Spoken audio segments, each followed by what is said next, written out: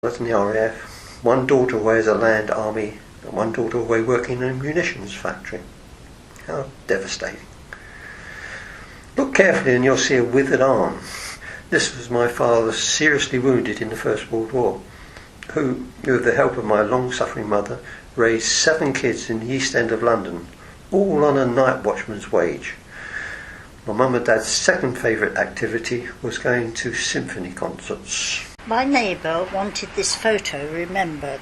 It was his grandparents and was taken during the Boer War. The child is his father, named Fred. The photo was taken in 1912. It is this terrible way boy children were dressed in those days. This photo is my wife, our 4 young kids and me.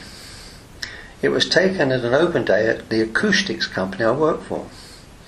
We were in the laboratory in a concrete room called an anechoic chamber.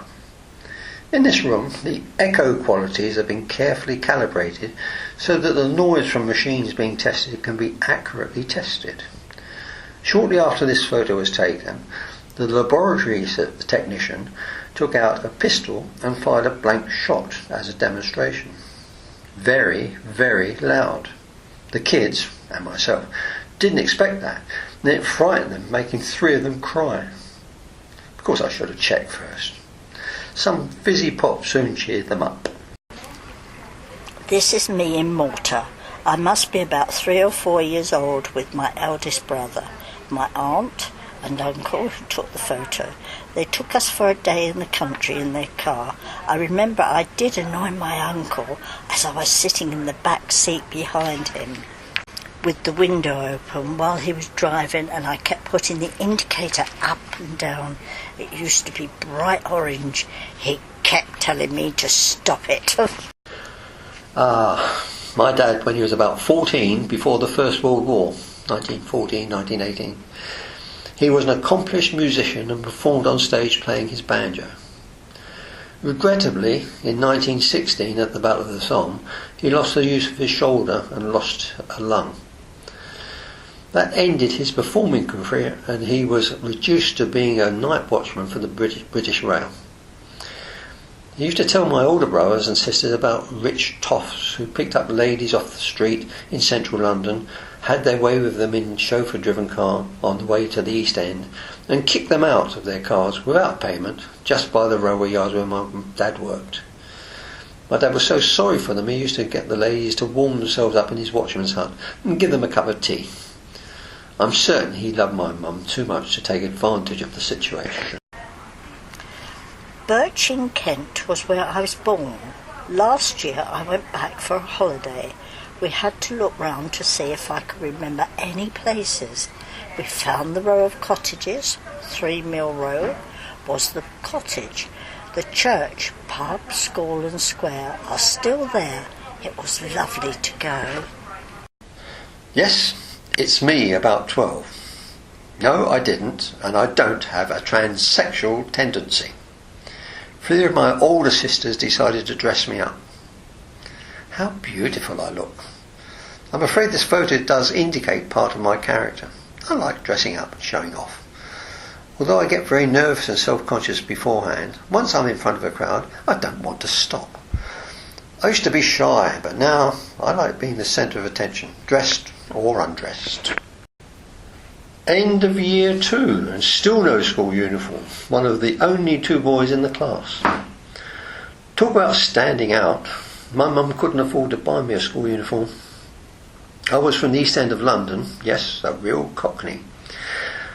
I was the token scholarship boy and passed the 11 plus and a school interview to get into the school. Most of the other boys were fee paying from rich parents.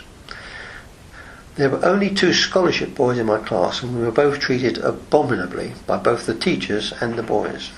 So much for breeding. Eventually, the rich parents of a boy in my class sponsored me and gave my mum the money for a complete school uniform. It must have made them feel very good, but I felt so patronised in the extreme and was forced to write them a letter of thanks whilst gritting my teeth. Okay, I've got a chip on my shoulder. He kept kissing her favourite uncle and behind her favourite aunt's back too. The occasion, Nigel's birthday, her 25th. The location, her mother's kitchen. Where else do you think we would change beyond recognition? Me and my mates on holiday. I've no idea where. It's all a drunken fog. My best mate Ken is in front. I fell in love with his sister, Rose, and we went out together for a couple of years. Unfortunately, I wanted to build a nest and settle down and have kids, but Rose wanted to remain footloose and fancy-free. So I terminated our relationship, which upset her, and Ken never forgave me for dumping his sister. He didn't know that I felt just as bad, probably worse. Their dad was something important in the Royal Mint in London and lived inside the Mint with his wife and kids. I used to take Rose home after a date and sit in the car for a gentle, amorous interlude before saying goodnight. I lost count of the number of times policemen shone their torches on us and wanted to know what we were doing.